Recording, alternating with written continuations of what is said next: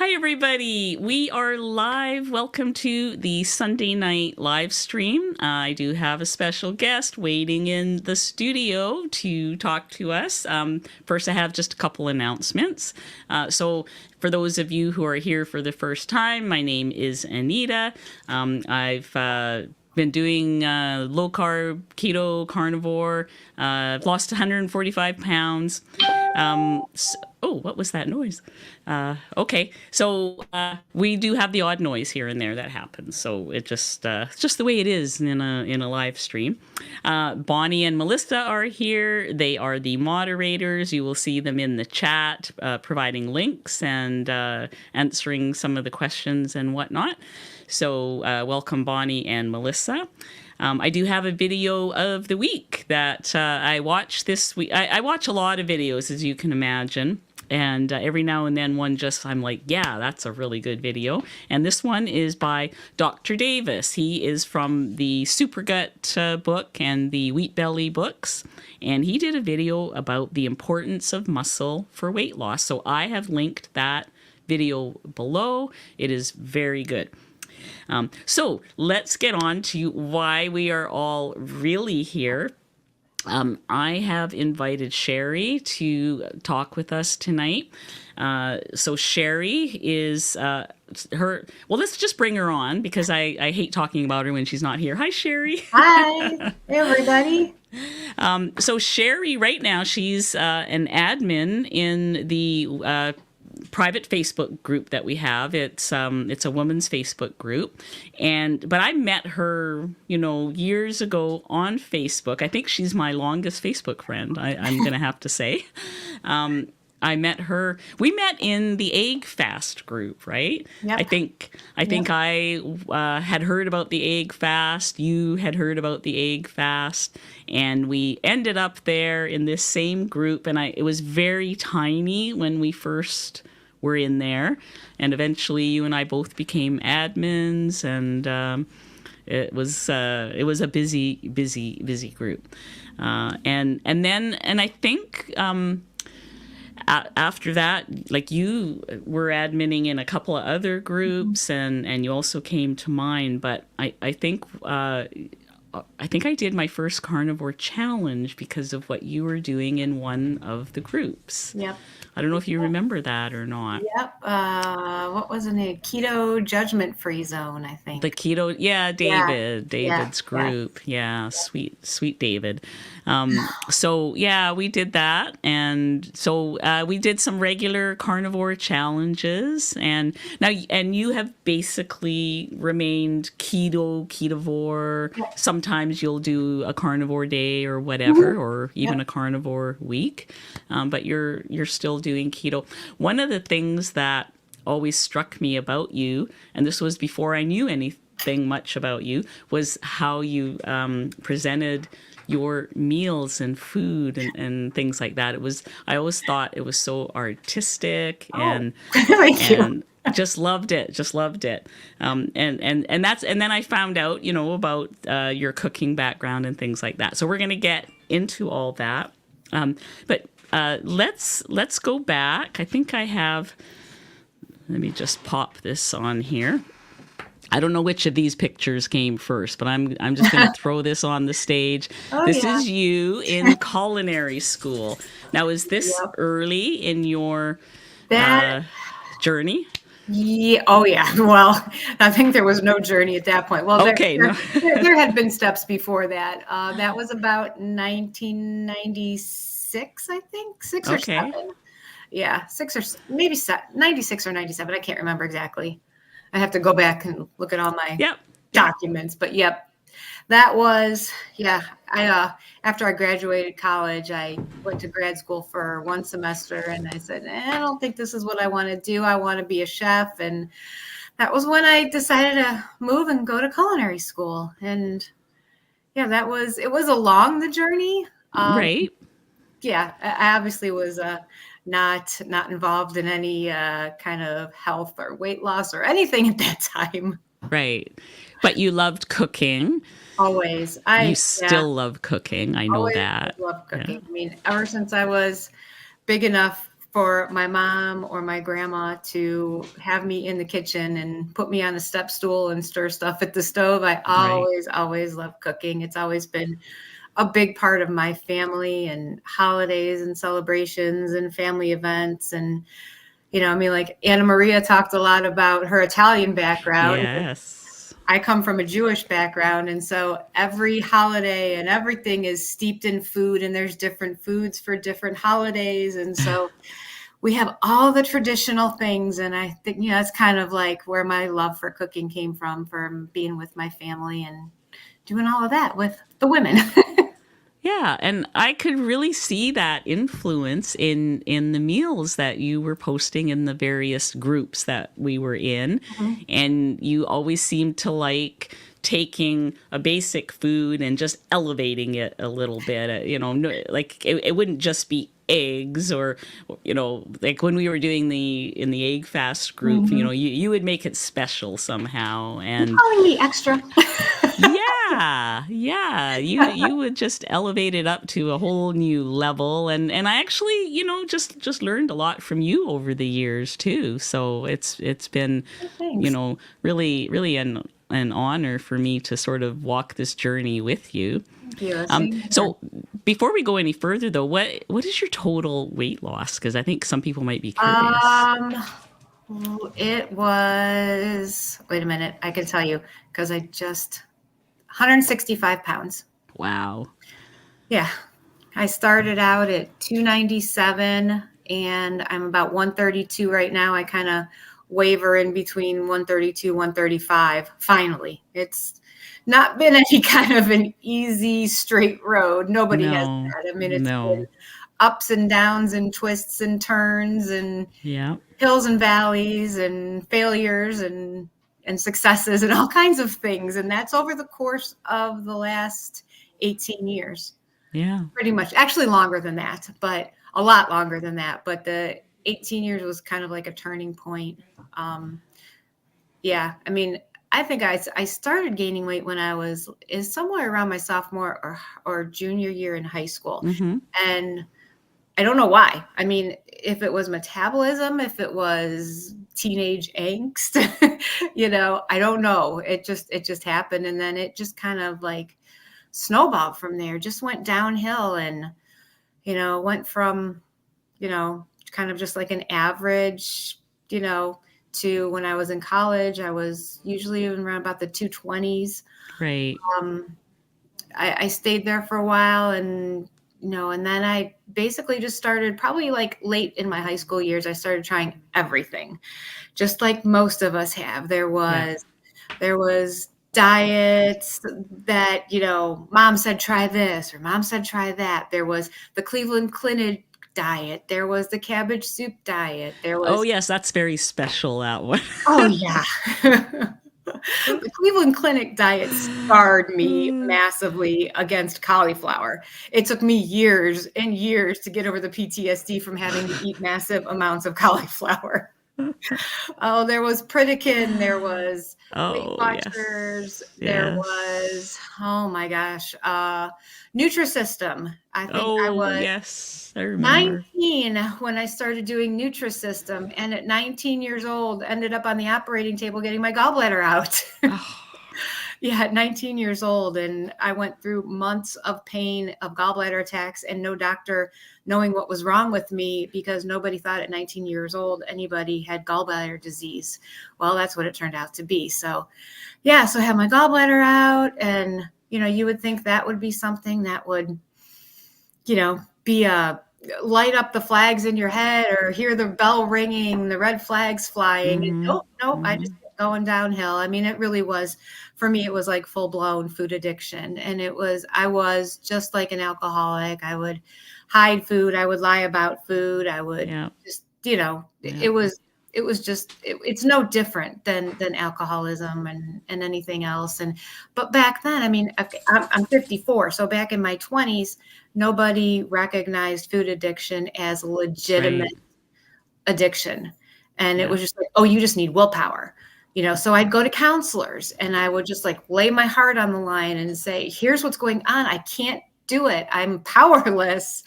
And it was all, well, keep a food journal.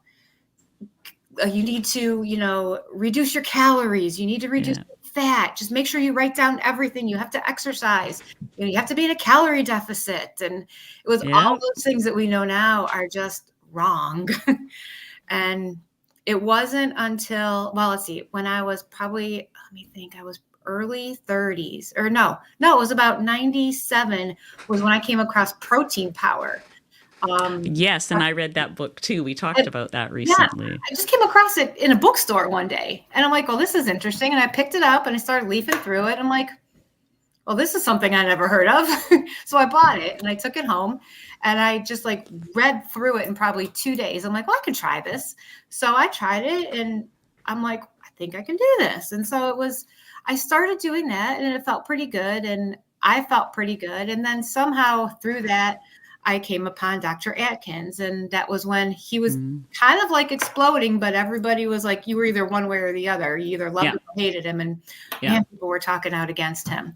Yes. And I pretty much switched to it wasn't a big switch, but, going to what was called low carb back then. We didn't call it a ketogenic diet. No, we just called it low carb. Yeah, just low carb. So that's what I did for quite a while. And I lost like 50 pounds. And I still wasn't out of the 200s yet, because I had gotten up to probably 250, 260 at that point. I lost like 50 pounds, and then I'd fall off the wagon. I'd get back on, fall off the wagon, get back on.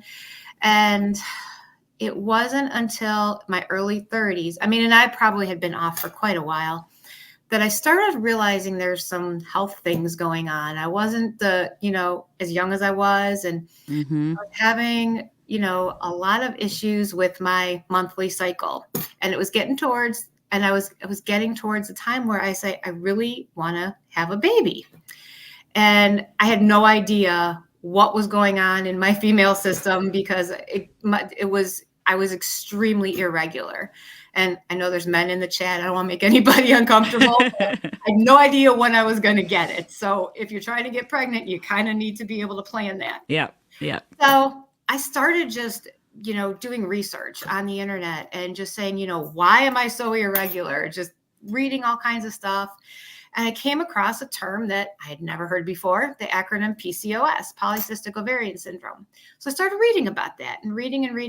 And I'm like, this all fits. And so finally, after trying to talk myself out of the denial, I made a doctor's appointment. I went to the doctor and I told her my symptoms, and I said, I really would like to be able to have a baby sometime soon. And she basically told me it was next to impossible. If I didn't take a lot of care in my diet and make some serious changes, it was going to be next to impossible.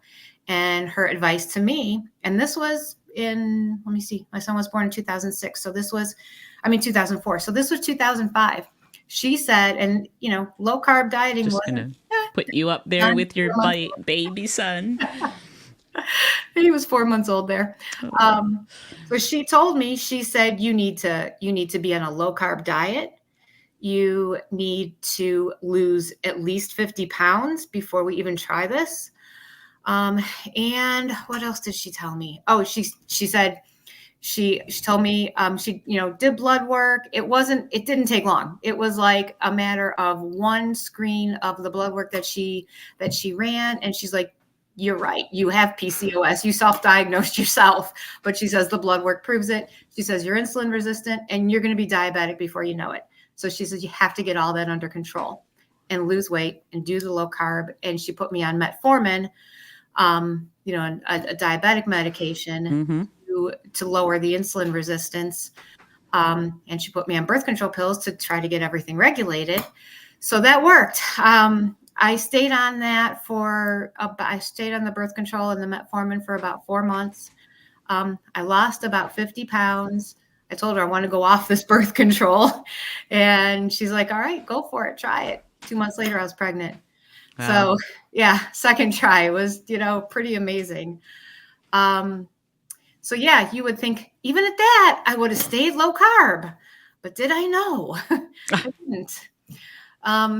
I started believing all of the stuff in the media, how it was going to be dangerous because I was pregnant. And of course it's not true. We know that now. Yeah. So yeah, I just started eating a standard American diet again, had my son, my beautiful son. Yeah. And after he was born, I barely lost any weight. I mean, you couldn't even tell that I was pregnant when I was pregnant with him. People never walked up to me and said, "Oh, when are you due?" No, I'm just fat. But so after he was born, I mean, there were a little bit of complications, and it was due to my weight. Mm-hmm. I went into labor. I was in labor for like 24 hours until he was finally born. But wow, I was dead set on going all natural. You know, I'm in the hospital. I'm like, I don't want anything. I don't want anything. And I'd been in the hospital for about, it was about 22 hours.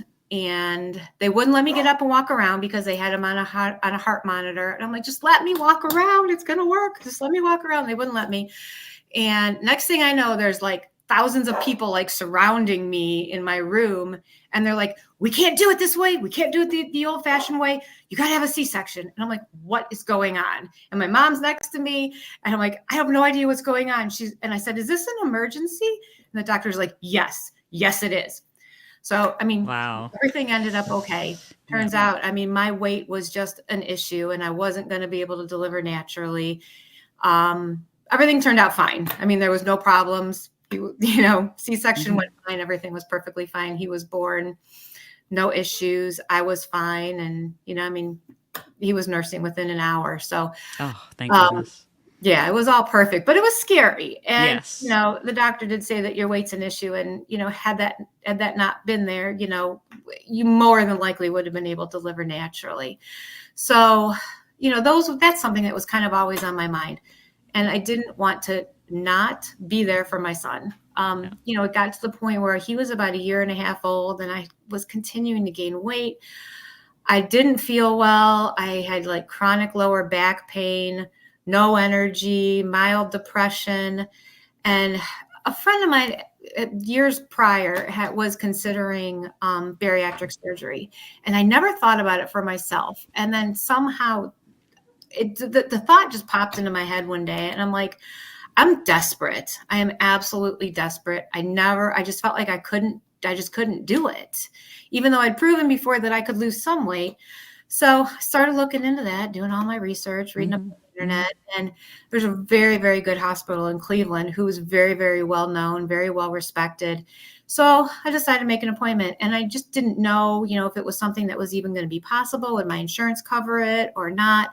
So, went and had a consultation. They said, you're definitely a candidate. We think that you're a very good candidate for it. Went through the insurance approval process, and I got approved. And it's the process back then, this is 18 years ago, is a little bit different. It's actually quite a bit different than it is now. Now it's like you have to go through a lot more rigmarole, a lot more testing, a lot more like psychological stuff. And so I had like a bare minimum. They said, yep, you're good to go. So I'm like, let's do it. So I opted for gastric bypass. I had the Roux-en-Y gastric bypass. I pretty much adhered to all of their nutritional advice, which it's not good. And it's still not good because I actually went back for a follow-up about 3 years ago, and they're still, showing the My Plate thing with all the balanced everything. Yeah. And I'm like, no, that doesn't work for me. I said, I have been doing low carb for a very long time at this point. And I kind of just went back just to kind of out of curiosity to see what they would say, because I was in a pretty good place. But anyway, so that all went well. I am one of the probably very few, very, very lucky people who have never had any complications from it. I have no regrets, none whatsoever. I lost a lot of weight at first. It slowed down just like anything. And I got down a little bit lower than what I am now. And I actually had people telling me, you got to stop losing weight. And I'm like, that's not possible. But so the long part of the story and how I got to keto was that after I'd lost all the weight, I fell back into my bad habits again. That ugly addiction the ugly addiction reared its head. I fell right back into all of my bad habits, even knowing that I'm down to a size 6 or 8. I still couldn't stick to it. and I started gaining weight again. And gastric bypass is not a silver bullet. It's not a cure. And I knew all that. I knew everything that could happen to me if I didn't follow the rules and use it as a tool, which it is a tool. It's not a cure. It's nothing. I mean, if you don't use it correctly. And I had gained over the course of, I don't know how long, but I was up to, I remember very specifically when I saw 180 on the scale after being, like about 129, 127. I saw 180 on the scale and I was in complete denial. And I saw that. I'm like, I got to do something. And I remembered back to Atkins and I'm like, I liked that. It worked. It was the only thing that really ever worked for me. So I started slowly kind of refreshing my memory about what that was and how to do it. And, things had seriously changed. Now it's called keto. Yeah, I think I had the same experience. I went looking for my old Atkins worked for me. Yeah. And found some keto things. So it must have been around the same time. Yep. It was about, I don't know. It had to be about 10 years ago, I think. 11. And I was just like, wow. I mean, there's so many more resources. There's so many more people. There's more respect for it. There's doctors who actually, advocate for it. And so that's how I fell back into keto, and I have never looked back. And, and through the course of the evolution of my, of the last 10, 11 years, it started out as, just keto. I ate, all the vegetables I wanted, no sugar, no grains, all the real, just basic keto stuff. And kind of morphed into all those other things, like all the different groups and people that I got to know on Facebook. Facebook's been invaluable for me, I think, because we didn't have any of this stuff back then. Yes, that's right. And, just all the carnivore stuff and now we have the word ketovore, and that's kind of where I pretty much find my sweet spot. But like you said, like, it depends on how I feel. I mean, like, I'm like, intermittent fasting has been a big thing. Like, I might do a fast. I might do a week of carnivore. But one thing I've never really done is lion diet. I've never done OMAD, and I've never done a meat and salt, like a beef and salt thing. I can't do OMAD because I can't get enough calories in a day since I eat small meals at a time. But I would end up with like 300 or 400 calories in a day if I tried to do OMAD. So I usually eat 2 meals. But I don't always get enough protein in. And so I'm doing my best to really get better at that. But that's what happened and that's how I ended up where I am now. I mean, I had a 3-year stall where I could not get past 150 to 145, 150 pounds. 3 years. Wow. And it was in about the last 6 months that finally, I don't know, some sort of magical whoosh happened, and I think, at my age it's probably a bit hormonal, but I finally got back down to the 130s. Do you think, is there anything maybe that you have changed in the last while that maybe pushed that along, do you think? The one thing that just seems, and I don't know if the timing is coincidence or not, but I've talked about it in the group, is that I have started to get raw milk, and I have been lactose sensitive for about 10 years. No, maybe longer than that. No, about 15 years. I've been lactose sensitive where I could not drink milk, which I didn't drink anyway.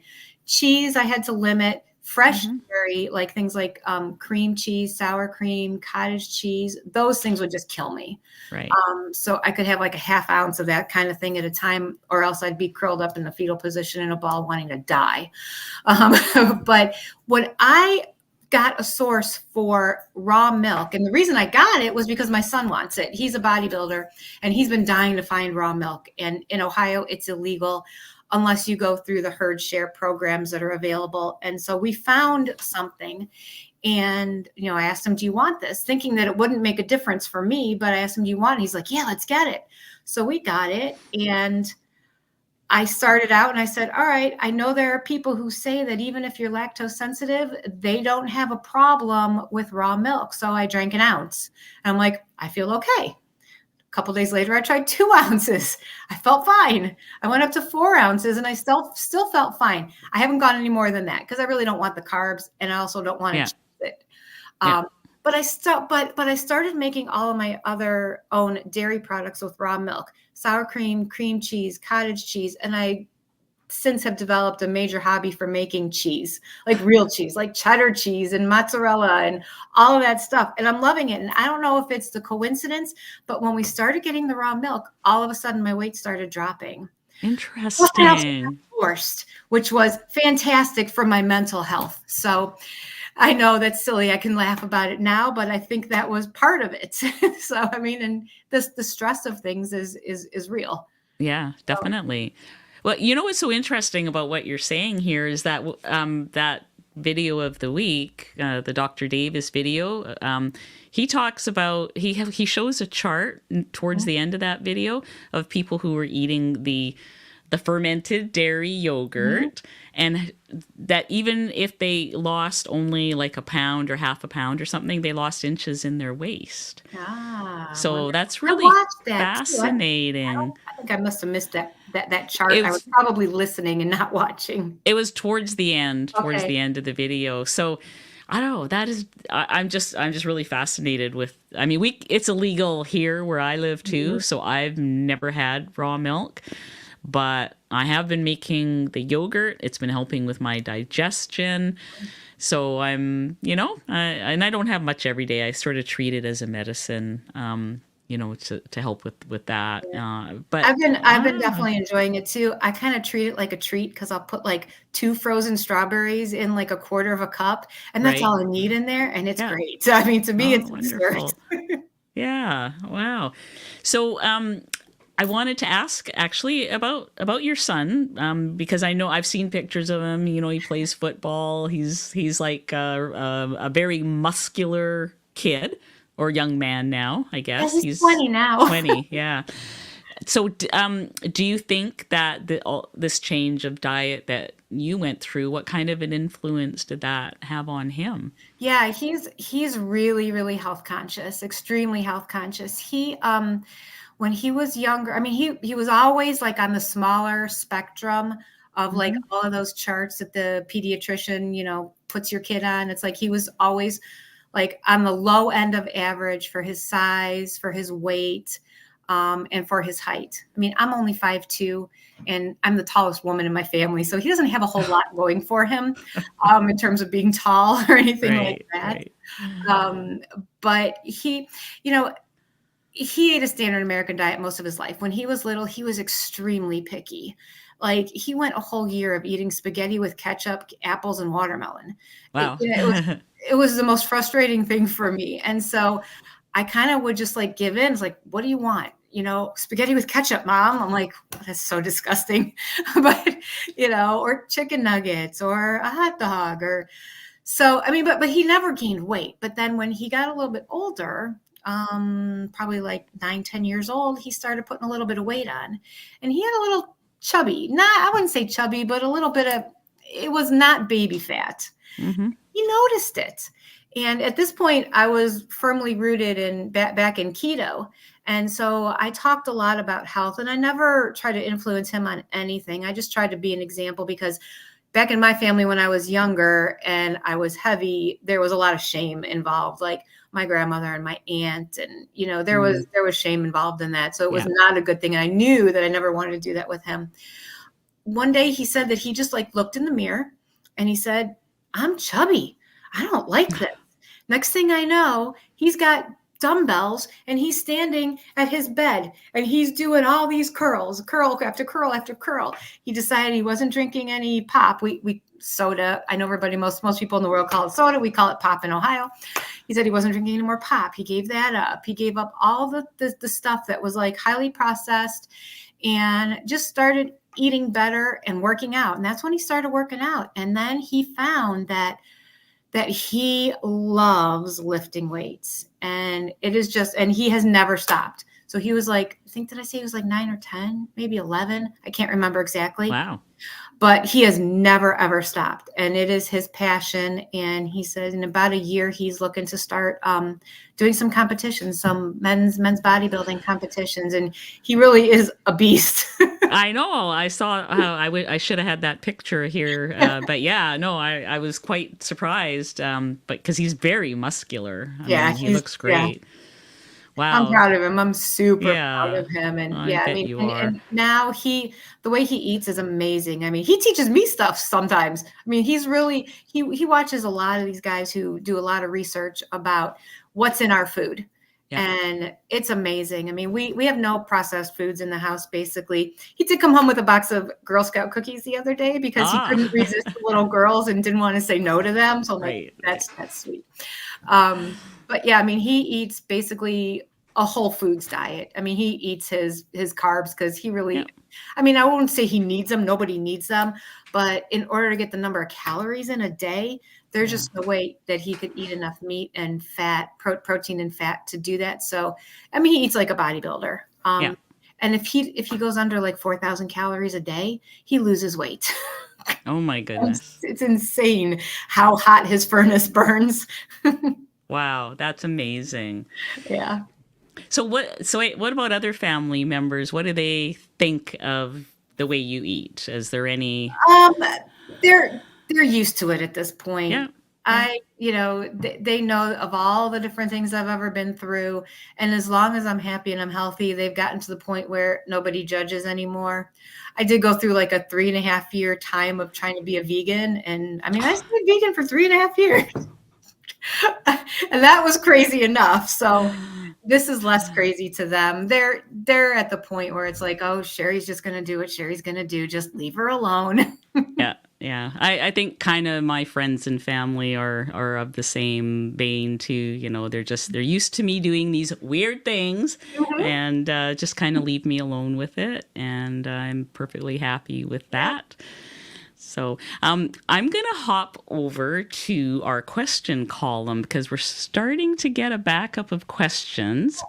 I'm sorry, I probably talked too much. No, you have not. No, I have been very interested because I've never heard your story like sort of from the beginning to where you are now. So all it was these really groups we've been in, they probably got like little stories interspersed here and there. Little snippets of your story. And Bonnie was saying the same thing. She only knew little snippets. So let's see what's going on over here. Welcome Jane. She became a new member. Sandra, you got the element finally. So Sandra lives in Australia. She won element. I bought the postage online for her, and it said 3 or 4 weeks. So I thought, well, that seems crappy. But it was really the only choice I had going to Australia. I went to the post office and I said, so 3 or 4 weeks, and they laughed at me and they said, try 3 or 4 months. So I don't know how long it actually is that about right, Sandra? 3 or 4 months it took you to get that element. Oh, I'm so glad you got it, though. I was worried you weren't. Okay. Lynx Lady says, congratulations, Shari. Anna Maria, hello. Yes, girl. Italians and Jews are similar. And congratulations from Bonnie. Thanks, Bonnie. Lots of congratulations down here, but here's a question. Does carbs make it body? I'm not sure I understand that question. I don't understand that question. Here we have a second. So does carbs give you body odor? Maybe that's... I don't know. I'll tell you what, since I went keto, I don't need as much deodorant. I mean, like if it's cold outside, I don't use it. If it's warm outside, I use it. Yeah. That was never a case before. I don't use it on carnivore. I stopped. Like, I feel like there's nothing. Like, it's so weird. Wow. But here's a question from Becky. Do you take any supplements? If so, what are they and why? Yeah, I do, because of the gastric bypass. You have like the top 3 feet of your small intestine removed. And that's where a lot of the metabolism of nutrients and vitamins and everything happens. So yeah, to avoid deficiencies, there are things that I take. I take potassium, I take B12, I take vitamin D3, I take iron. As a woman, I've always had an iron issue. I don't, as long as I take the supplement, because at one point I was this close to having to go get iron infusions because my ferritin was getting dangerously low. I never felt any physical symptoms of it, but it showed in the blood work. But and I think that's it. What else do I take? Oh, I take zinc just because I think it's one of those things that a lot of people take. I think that's it. Okay. Oh, multivitamin, but I'm not good about taking that because if I take it on an empty stomach, it makes me sick, and I need to get a better one. That's actually a bariatric multivitamin.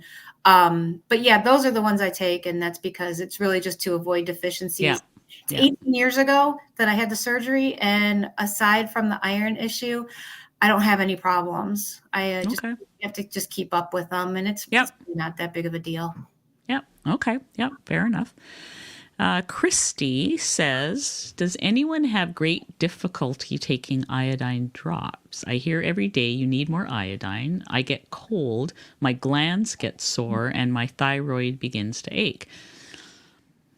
Oh, okay. I take, that's probably one of the few supplements that I do take is iodine. I take 3 drops a day or something, 3 or 4. And I haven't had anything like that. Do you take iodine drops? Yep. I put 3 drops in my coffee. That's about the only thing I can stand to put it in. I can't take it straight. It grosses me out. So if I put it in coffee, I don't taste it. Okay. Well, hopefully if there's someone in the chat that has some experience with the iodine drops like that, hopefully they will tag you and let you know. I've not heard of that before. Okay, so Brenda has a question. My question is, what do you think menopause and hormones have changed your mind or process for weight loss? Thank you. Answer that. And then I'll go if you want to go first. Yeah, well, okay, so I feel like, so I started low carb, then keto, kind of like Shari. I was doing Atkins low carb first. And I was about 50 at the time. And so a few years in, I started to go into menopause, but I didn't have any warning, like I just felt like all of a sudden my cycle stopped, and that was my only clue. And I was doing a fairly clean keto during that time. So I feel like maybe I avoided some of those common symptoms because not because I was of what I was eating, but because of what I wasn't eating, which was those processed foods and grains and carbs and sugars. It was very minimal for me.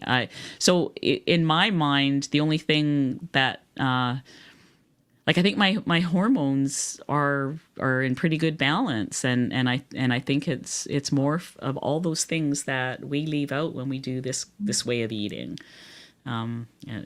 That's really, I don't have a lot of experience to share because one day I just stopped having my cycle. That was it. And I'm like, I guess I'm in menopause.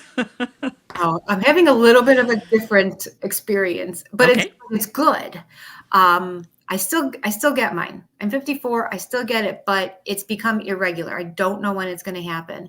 Okay. And I don't have any of those symptoms that you hear everybody complain about. Every once in a while, there might be a hot flash, but they're very, very few and far between. And I can't even remember last time I had one right now. So my only symptom is irregularity. There's not night sweats or irritability or weight gain. I mean, I think the weight gain or the trouble, like that 3-year stall going up and down within a few pounds, I think that was probably when perimenopause started. Okay.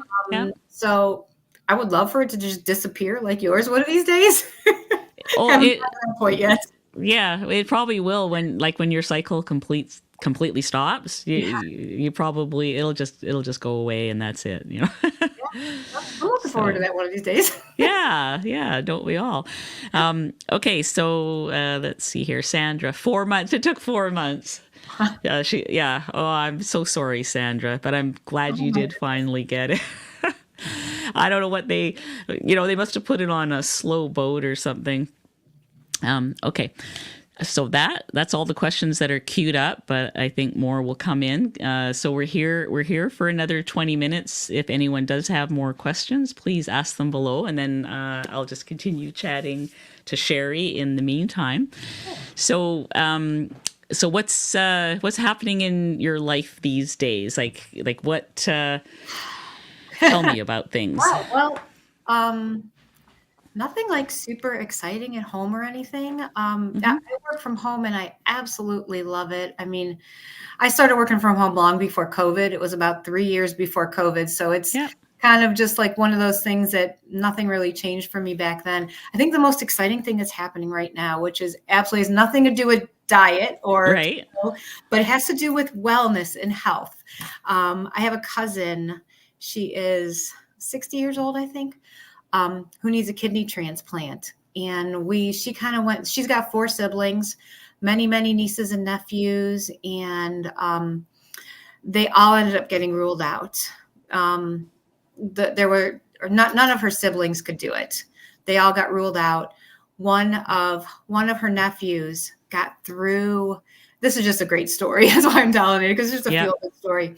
He got all the way up to the point where he had like a kidney scan, and they found out that one of his kidneys was much smaller than the other. And they said, we can't take one from you because you may need your good one. Oh, yeah. And then there were like a lot of nieces and nephews that didn't even volunteer. And I was like, what's wrong with you people?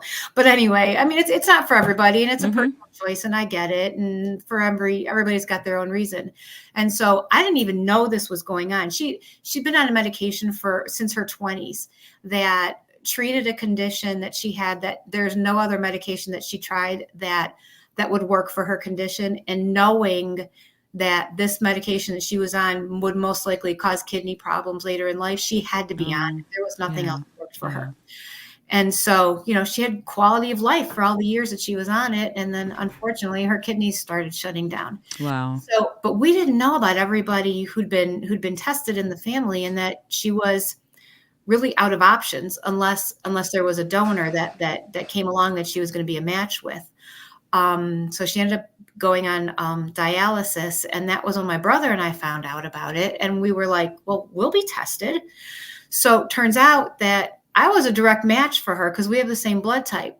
I started, going through the questionnaire and the process, and turns out that they wouldn't take me because I had gastric bypass surgery. Oh, okay. Some hospitals will do it. At Ohio State University Medical Center, and they won't do it.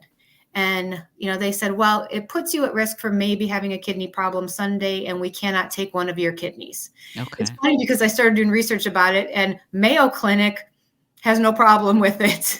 But I'm like, it's okay, it's fine. Yeah. My brother got tested. He was not a direct match for her.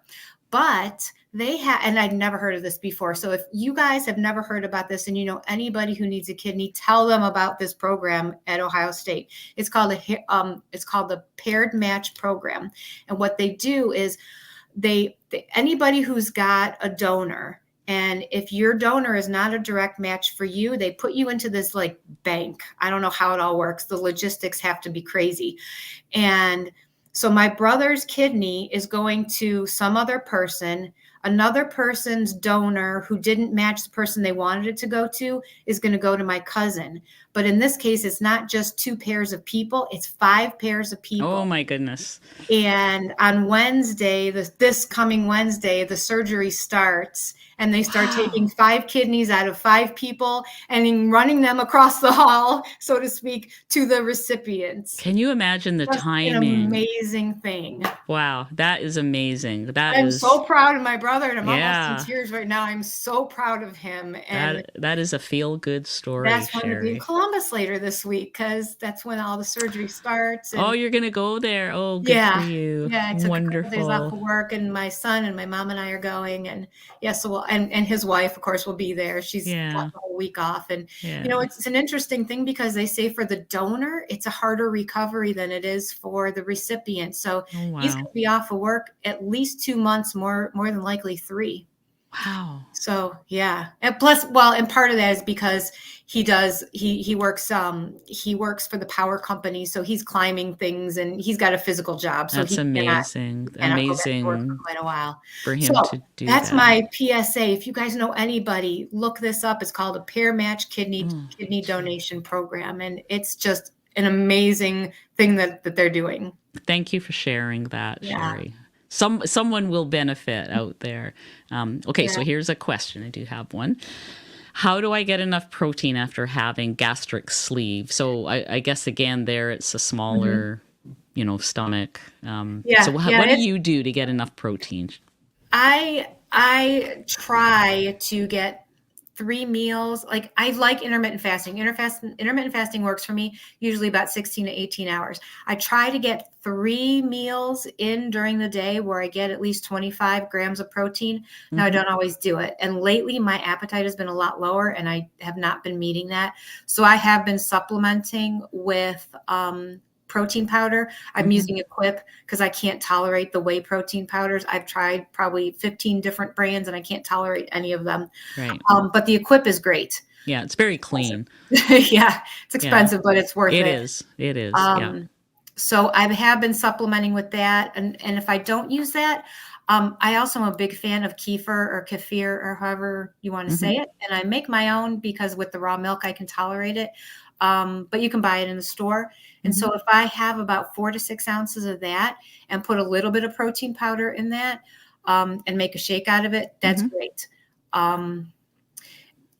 For me, I do have to supplement if I don't get 3 meals in because I like to keep it in that like 6 to 8 hour window. And if I can't do it, then I got to have some sort of a snack that is a protein supplement. Yeah. There's other ways. Sometimes I'll like throw an egg into something that I would normally have it in if it's something liquidy, but sometimes it doesn't sit well in my stomach. There's not a lot of stuff I don't tolerate anymore. It's really just the whey proteins and conventional dairy. I'll throw collagen in stuff, like coffee, or put that in my shake just to kind of up it and try to like get maybe 25, 30 grams of protein in a shake. And plus I like those, especially if I put a couple frozen strawberries or a little bit of sweetener. I do use my sweeteners. I don't like go overboard. I'm pretty moderate on them, but yeah, I still use sweeteners because yeah, well, many do. So the next question is from Brenda. What are you ladies doing for exercise? So I'm doing my resistance training still. I have in my bedroom, I've got a set of weights. I have a bench. I have some bands. Right now I'm having some back issues, so I'm allowing 2 days of rest between each session just to give my back a break. And that seems to be working. I seem to be able to manage that. What about you, Shari? Do you have anything you're doing? I go to Planet Fitness. I don't know if you guys have those in Canada.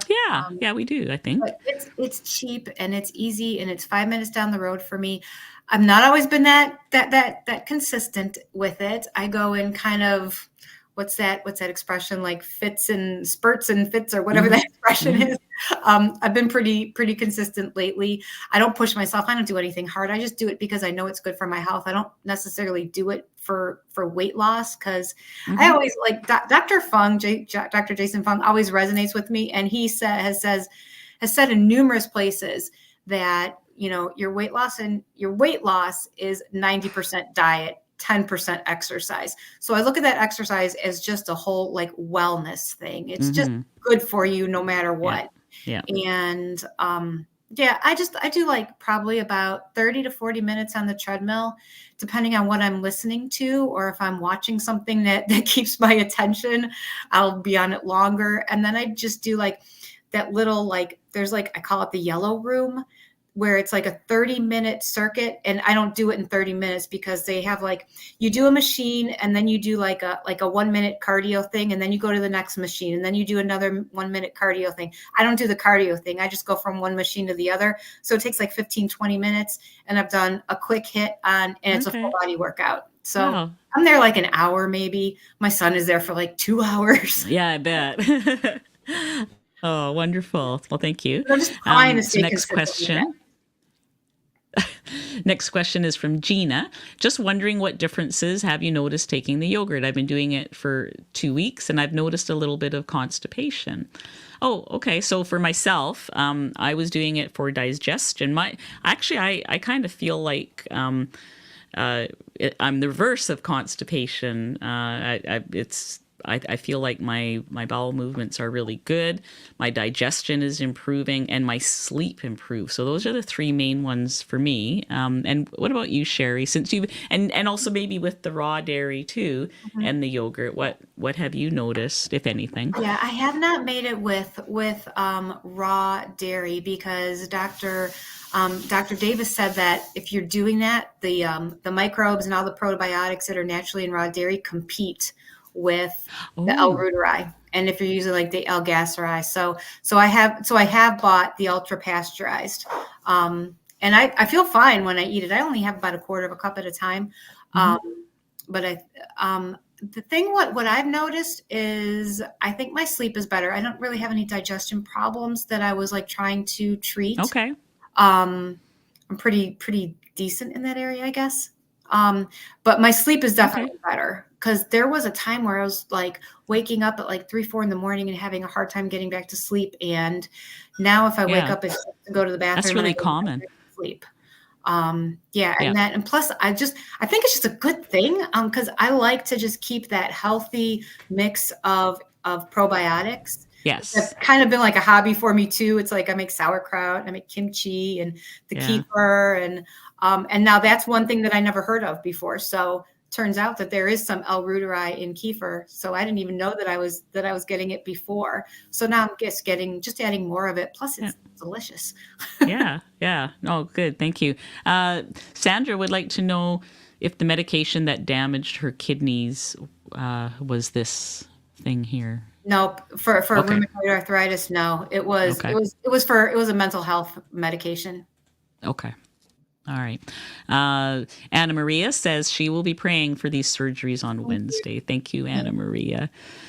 Okay. And Yvonne, I think everyone does that cross-match program. I volunteered due to my husband needing a kidney and is O positive, and I'm not a match, but I was too obese and high blood pressure, which excluded. Yeah. So, I hope that goes well, Yvonne. Unfortunately, that was a problem in my family too, where 2 of her brothers are diabetic because of their weight. Oh. They're type 2 diabetics, and they were ruled out. And there were a few other medical conditions for a few others too. But I hope that your husband gets his, or if he hasn't. Yeah, for sure. Stina says, congrats on your success. What things did you try during your weight loss stall that did not have an effect? Everything. I know. We do some crazy things when we're stalled sometimes, and some of them work, but not all. What did I try? I tried different types of exercise, upping my calories, lowering my calories, carnivore. I never ventured out of the keto zone. That's the one thing that's like, that's a deal breaker. No venturing out of the keto zone. What else did I try? I don't know. That's nothing else that I can really think of. Okay. I saw a few comments in the chat about raw dairy. Can you get it from those Amish places that you guys have in Ohio? No. The way it works in Ohio is also it's since it's illegal. The way it works here and in many states where it's illegal is there's a program called like herd share. So what that means is if you own a cow, you're allowed to consume the milk from your own cow because we can tell you what to do with your own cow. So what they do is it's called a herd share program where you buy into. It's kind of like a CSA, like a community supported agriculture where you buy a share. So depending on which farm you go to or who you're dealing with, you have to sign a contract and you pay a certain amount. Usually there's like a monthly boarding fee.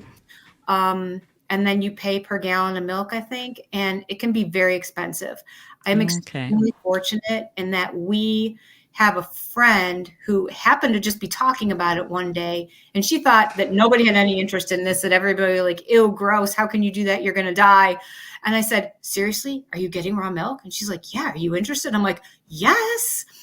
And it turns out that we have an extremely affordable one where I paid a one-time fee, one time ever, and it cost me $3 a gallon for milk, which is less than what it is in the store sometimes. Wow. Yeah. Most places have about a $50 to $60 boarding fee per month, and you pay on top of that for your milk.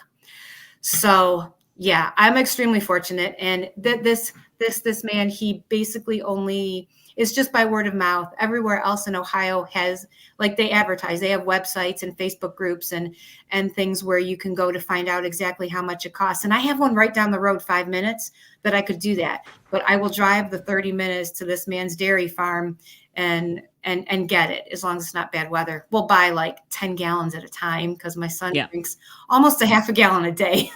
I bet. Yes. So yeah, I don't mind it. And I'm actually, tomorrow, you just reminded me, I bought into a goat's milk herd share, which is, it's not very much. There's one locally, and I think it's like $20, $25 a month. So it's a lot more than what I'm paying for the cow's milk, but I get just a little bit, and I'm getting raw goat's milk starting tomorrow. So I'm super excited about that. That is great. Can you get goat's cheese and stuff like that too? No, but I'm going to make it.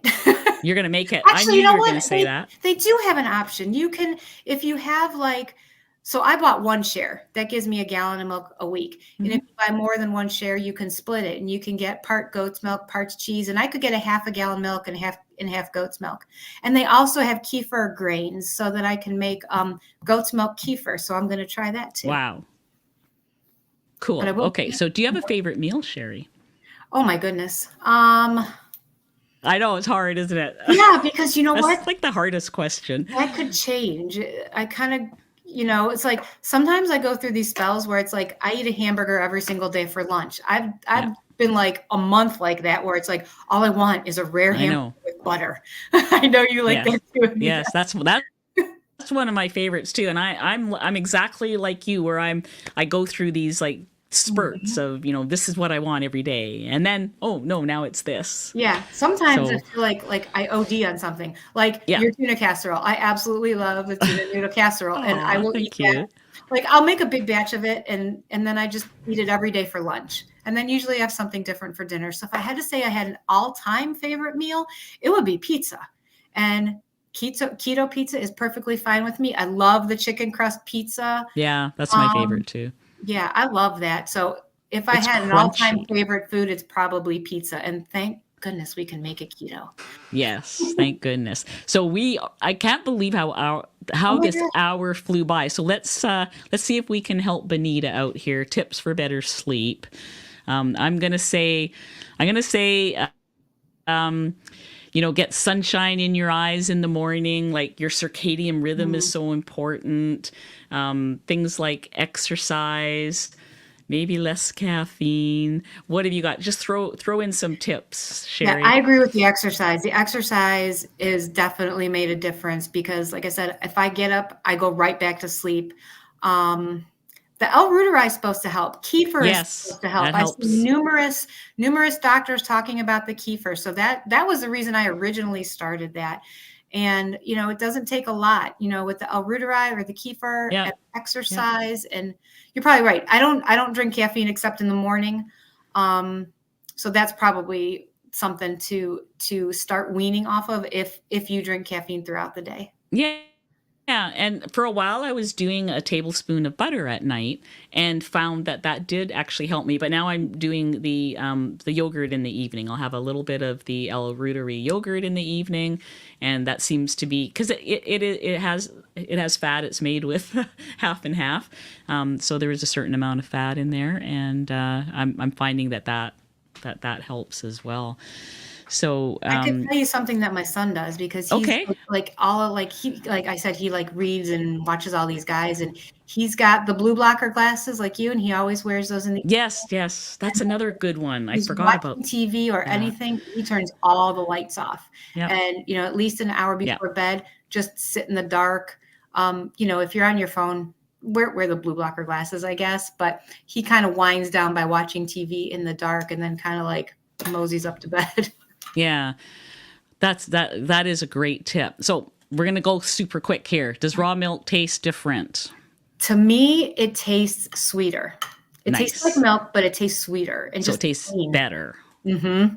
And lastly, what is the average percentage of fat per day that you consume? I'm at a stall, so I log my food. Turns out I've been eating 50 protein, 50 fat. Up it. Up your protein, right? And up the fat. I mean, you're doing like by 50-50, what do you mean? Okay. So I took that to mean 50% protein, 50%. That's what I was thinking. If it's 50% fat, like you should be getting, I mean, I think on average, anywhere between like 60 and 75% of your calories should be coming from fat. And, maybe like 5% carbs, unless you are, carnivore and you're not doing carbs. Yes. So keto, whether you're keto or carnivore, is going to make a difference. Okay. I actually I broke through my last stall by making my ratios 60% protein, 40% fat, because I was, too high on that for what I was going through at the time.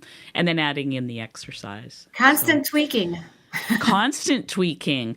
Okay, you guys, we're at the hour. This went so fast. I mean, there's always so much to talk about. I just thank you so much for coming. Shari, thank you for being here. Guys, it has been an honor. And, I like Anna Maria said that she just wants to be an inspiration for people. And, I just want to help people. I just love to be an example. And for everybody that's in the Facebook group, if you have questions, just put them in there. And you'll get my answer. You'll get a wealth of other knowledge from everybody else who may have different answers, because we're all so different, and we'll find what works for everybody. Yeah, definitely. Thanks everybody for coming. Sorry we went over a minute, but that's not too bad. So we'll see you guys next week. I don't really know what I have planned for next week, but it'll be something. So we'll see you guys again. Thank you so much, and goodbye, everybody. Thanks, everybody. It was wonderful. Thank you, Anita. Oh, you're welcome. I'll see you later.